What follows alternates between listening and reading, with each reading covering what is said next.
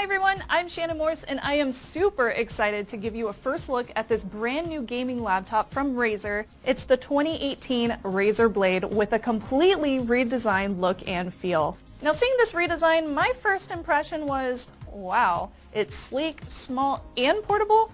I'm just gonna borrow this for a while. Okay, thanks. The new 2018 Razer Blade now sports an NVIDIA GeForce GTX 1070 with Max-Q design with an 8th gen Intel Core i7-8750H processor, with a 15.6-inch display up from that 14-inch in previous generations, weighing in at 4.5 to 4.7 pounds. Now it features not only that new compact look, but also a larger and faster 144Hz edge-to-edge display. And yeah, that bezel you see here is 4.9 millimeters thin on either side and still leaving room for a webcam up top.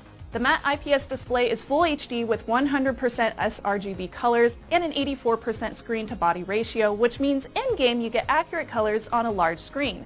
An optional 4K touchscreen model is also available with support for 100% Adobe RGB color. All the displays are calibrated with a custom color profile, ensuring amazing accuracy right out of the box. This, plus the included 16 gigs of RAM and 512 gigs of NVMe SSD storage, give you plenty of space to store your games, but also plenty of hardware to play those games smoothly and efficiently. Now, personally, I am always looking for a laptop that I can mod myself. And in this case, the RAM is upgradable to 32 gigs and the storage to a whopping 2 terabytes. So hooray for future-proofing.